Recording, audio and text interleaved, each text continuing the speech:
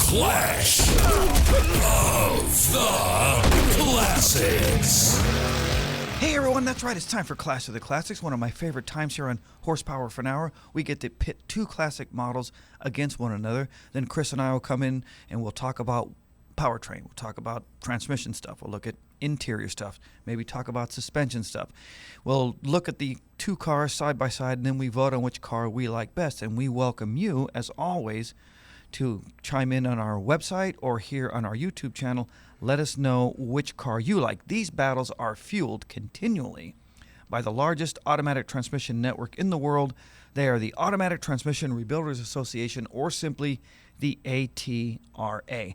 Today, it's the 1965 Olds Cutlass 442 battling that 1965 Pontiac GTO. And I want to begin with the Oldsmobile. It's a bit of an interesting kind of start to this platform. Back in early 64, Oldsmobile offers a mid-size four-door police package sedan, hoping to get into the muscle car race. Didn't work out too well. In fact, for Oldsmobile, I don't know what they were thinking, because fewer than 3,000 buyers ended up buying the original 442. Well, then in 1965, they kind of refined their strategy a bit, and they came up with a bit of a better idea, you might say. The 442 option was now only available on the F85 and the Cutlass platforms. Both were two-door coupes. That was the first thing, the first good decision they made. The styling got a bit sportier, and then even the marketing department got a bit more creative. And I like what they did here. In 64, they used a couple of cops in one of the most blandest, boring-looking four-door sedans to try to advertise the car. Well, then in 65, they switched it up with younger faces, and they used some cool buzzwords for the time, like "get your kicks," and then this new 442 is too cool. And they even had a TV commercial. I looked at it a couple of days ago. I went into YouTube. It showed a blurred spot of some like ground up, chewed up asphalt, and then they had text on the screen that said Olds 442 was here. And it was a cool way to try to communicate a message. Yeah, I know it's kind of cheesy today, but back then, and we're talking, mid-60s, it was kind of cool. But Olds stuffed the 400 cubic inch V8 into the engine bay with a big 4-barrel carburetor and dual exhaust. The power up to 345 horsepower with 440 pound-feet of torque. And then just as a side note here, kind of want to get off target just for a moment. I got to make one comment about the 442 designation that maybe some listeners might not be aware of, and I might even get some argument here, but the original intention of the 442 designation was to indicate 400 cubic inch displacement, 4-barrel carburetor, and dual exhaust. At some point later, and I don't know when it happened, the 442 shifted to 4-barrel carb, 4-speed transmission, and dual exhaust, hence the 442. I don't know when that latter definition came into the moniker, but it's an interesting thing because the cars were offered with a 3-speed manual, a 4-speed manual, and even a 2-speed automatic. So it is interesting. There are people even today that will argue until the day is over that the 442 stands for 4-barrel carburetor, 4-speed transmission, and dual exhaust. Originally, it was 400 with a 4-barrel carburetor and dual exhaust. That's kind of how it went down. But anyway, back to the car. For me, the place that Olds really missed the mark was, as you said a moment ago, with the interior. The instrumentation was definitely run-of-the-mill. Seats were, and I don't know if this is a word or not, unsporty, or is it non-sporty, or lack of sport, or whatever. I don't know, whatever word you want to use, but it was bland as heck. The performance was awesome. 0 to 60 in 5.5 seconds. But inside, it was just as stoic and as ho-hum as you could possibly want. We recently did a 442 on another Clash, right? Yes, we did. What year was that 442? That was a 68. 68, okay. Because I remember we had talked about their advertising being slim to none, yet here for 65, they did a pretty good job. I wonder if they lost faith in the car. Yeah, because they're chasing GTO, they're chasing Chevelle, so they may have given up. Maybe it's hard to know. There are so many cars, and even trucks for that matter, in the 60s that the marketing departments just, for some reason, either gave up or never even got on the boat, because Dodge is a perfect example, and I don't want to get into it here because we're talking about two different cars, but marketing is where the car is either made or broken in terms of the public, and they could have really done a better job with this car. I like your point, but anyways, they didn't do it. It was a bland interior, and then they made up for it by not marketing it, so who knows what. But 0 to 60 in 5.5 seconds, 15 seconds through the quarter mile at about 100 miles an hour. Definitely the coolest Oldsmobile ever built. Original MSRP $3,370. Today this car is worth about $35K. Not too bad. Not too bad. I mean, and it is a good-looking car. Before I go any further, I want to talk about the largest transmission network in the world. They make our Clash of the Classics possible. They are the ATRA, or the Automatic Transmission Rebuilders Association. No one knows transmissions better than ATRA. Head on over to atra.com. There you'll find a service provider member near you.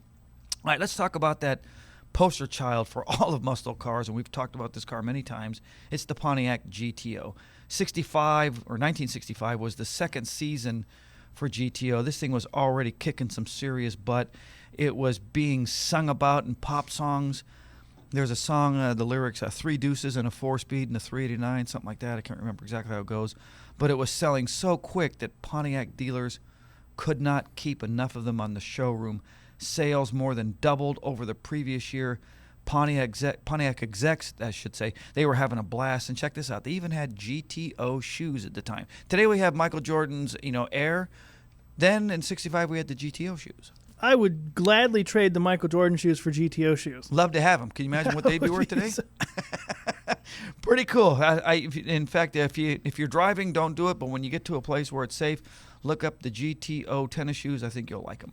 But the 389 V8 remained the only engine, but there were some internal improvements made to the camshaft and then also to the cylinder heads. It flowed better. It breathed better. The car ran far better from the previous year. The base 4-barrel was rated at 335 horsepower. The triple deuce setup was rated at 360 horsepower, and at least to me was far cooler to look at when you open the hood. The 3-speed manual was the standard transmission option, and then there was an available 4-speed, and then here we go again with that 2-speed automatic.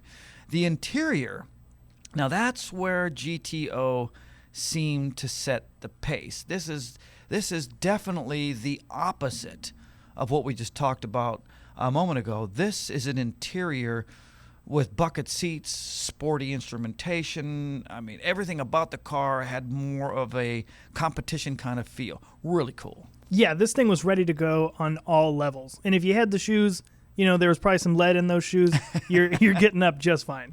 Well, the suspension, he was pretty cool, and talk about more than sufficient.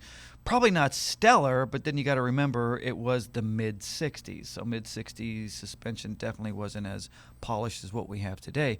But definitely a cool car, and this body style is definitely so unique, so sui generis, so just the antithesis of ubiquitous. It's one of those things where you just, when you see it, you want to have more of it. 0 to 60 in 7.2 seconds, quarter mile in 16 seconds at 90 miles an hour. GTO, one of the most recognized names in classic cars. Definitely one of my all-time favorites for sure. Original MSRP on this car, $3,200. It should come as no surprise to anyone. This car today will fetch easily $80,000 or more. Depends on how well the owner has kept it up. I've got a friend who owns a 1967. He's been offered $135,000. He refuses to let go of the car, and it's not even all numbers matching. It is all the body's straight. The engine and transmission have been changed. Still, to be offered $135,000 for a car, pretty remarkable. But it's time to tell Chris, which car do you like and why? It should come as no surprise. Yes, it doesn't. It comes as no surprise. The post-64 GTO, in my opinion, you can't beat it. I don't care what you put it up against. I mean, maybe 60. Well, I mean, it's a different year, but maybe like the 67 Mustang, 69 Camaro. Those are the other ones that might be tough. But right. you're hard pressed to beat a GTO. Yeah, or throw in the 68 or 69 Dodge Charger. That's another Oh one that yeah. be cool. But yeah, you're talking 2 different years and 2 different clash battles. For me, what it is, it's the stacked headlights. Yeah, Because we previously we looked at a 64 and it didn't have it. And Didn't have it, no. I wasn't into it. But once you put them vertical, that it just beats everything in its category. Well, I'm rolling with you. It's all about the GTO for me as well. We need you to come on to our website, horsepoweronline.com, or hit us up on our YouTube channel right here. Let us know which car you like best. Today's Clash of the Classics made possible by the largest automatic transmission network in the world. They are the Automatic Transmission Rebuilders Association, or simply put, the ATRA. With certified service providers all across America, it is easy to find peace of mind when it comes to transmission service and repair. Next time your car is having transmission problems, head on over to atra.com. There you will find an authorized transmission service provider near you. That's just about all the time we have. We'll see you next week. Rock, rock, rock, rock, rock, roll high school. Well,